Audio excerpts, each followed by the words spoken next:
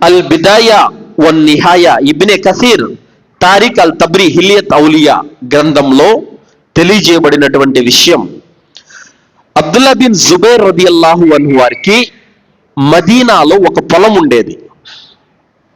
ఆ పొలం పక్కనే అమీర్ మువావియా రదియల్లాహు అన్హు వారి యొక్క తోట కూడా ఉండేది. పక్క పక్కనే ఉండేవి. అయితే అమీర్ మువావియా రదియల్లాహు అన్హు వారి యొక్క తోటలోని మనుషులు అబ్దుల్లా బిన్ జుబైర్ యొక్క తోటలో జొరబడి ఆయన తోటను నాశనం చేశారు, పంటంతా నాశనం చేశారు. ఈ విషయం తెలుసుకున్నటువంటి అబ్దుల్లా బిన్ జుబైర్ రదియల్లాహు అన్హు వారు చాలా కోపంగా తీవ్రంగా మండిపడ్డారు. మండిపడి సిరియాలో ఉన్నటువంటి అమీర్ మువావియా రదియల్లాహు అన్హు వారికి లేఖ రాశారు. ఎలా రాశారో తెలుసా? ఎంత కఠినమైన పదాలు వాడారో తెలుసా? జాతు నితాకైన అయినటువంటి అస్మా రదియల్లాహు అన్హా కుమారుడైన అబ్దుల్లా బిన్ జుబైర్ రాయునది ఏమనగా, ఎవరికి?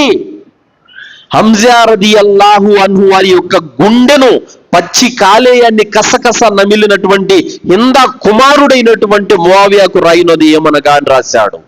రాసి, నీ తోటలోని మనుషులు అన్యాయంగా అక్రమంగా నా తోటలో జొరబడ్డారు, నా పంటను నాశనం చేశారు, దీనికి నువ్వు సమాధానం చెప్పకపోతే నీ పైన నేను చర్య తీసుకుంటానని చెప్పి లేఖ రాసి పంపించాడు. వాస్తవానికి ఈయన సహాబీనే, ఆయన కూడా సహాబీనే, ఇద్దరు ముస్లింలే, ఇద్దరు విశ్వాసులే. విశ్వాసులు కూడా మామూలు విశ్వాసులు కాదు. సుబ్హానల్లా. జాతు నితాకైనటువంటి అబూబకర్ రదియల్లాహు అన్హు వారి యొక్క కూతురు బిడ్డ అయిన జుబైర్, అబ్దుల్లా బిన్ జుబైర్. అమీర్ మువావియా ఎవరు? అల్హమ్దులిల్లా, ఆయన కూడా ప్రవక్త సల్లల్లాహు అలైహి వసల్లం వారికి బంధువు. ఇద్దరు సహాబీలే, ఇద్దరు విశ్వాసులే. ఈయన కోపంతో తన తల్లి పేరును ప్రస్తావిస్తూ రాశాడు. ఈ లేఖ సిరియాకు డెమస్కస్కు వెళ్ళింది. మువావియా రదియల్లాహు అన్హు వారు చదివారు, చాలా బాధపడ్డారు. బాధపడి తన కుమారుడైన యజీదుని పిలిచారు. పిలిచి, యజీద్, అబ్దుల్లా బిన్ జుబైర్ నుండి ఇలా లేఖ వచ్చింది, లెటర్ వచ్చింది, ఏం చేయమంటావని చెప్పగానే యజీదు చాలా కోపానికి గురయ్యేవాడు. అతను ఏమన్నాడంటే, ఇక్కడ నుంచి మదీనాకు సైన్యాన్ని పంపండి, అబ్దుల్లా బిన్ జుబైర్ ఎక్కడ కనపడితే అక్కడ తల తీసుకురమ్మని చెప్పండి అన్నాడు. నీ మషూరా నాకు నచ్చలేదు, వెళ్ళిపోని చెప్పారు ఆయన. తర్వాత అమీర్ మువావియా అన్నారు, అబ్దుల్లా బిన్ జుబైర్కి ఎలా సమాధానం ఇవ్వాలో నాకు తెలుసు అని చెప్పి ఆయన ఉత్తరం రాస్తున్నారు. ఎలా ఉత్తరం రాస్తున్నారు?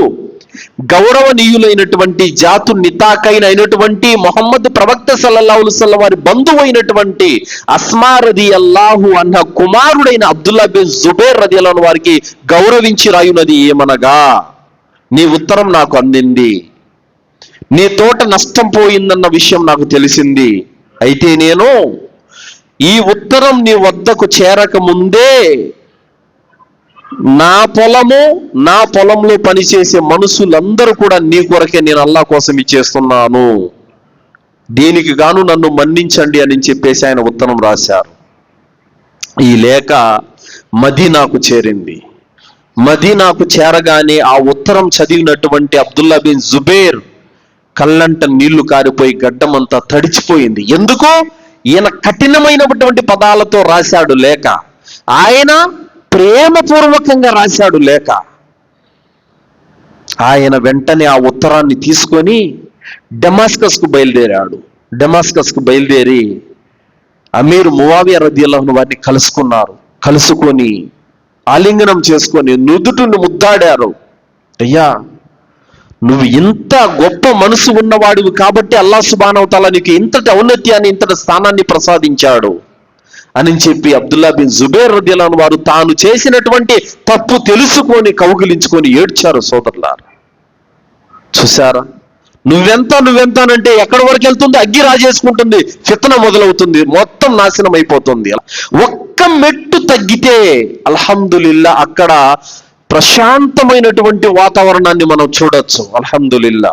అందుకే ఈ వృత్తాంతాల ద్వారా మనము నేర్చుకోవాల్సినటువంటి గుణపాఠాలు ఏమిటంటే, ప్రవక్త ముహమ్మద్ సల్లల్లాహు అలైహి వసల్లం వారు ఏమన్నారు, నీ దగ్గర బలం ఉండి, బలగం ఉండి, శక్తి ఉండి, ఆయుధం ఉండి కూడా నువ్వు నీ సోదరుని క్షమిస్తే, ఎదుటోని పడగొట్టే బలం ఉండి కూడా నువ్వు గనక క్షమిస్తే, అల్లా నీకు దీనికి బదులు స్వర్గాన్ని ఇస్తాడని చెప్పారు.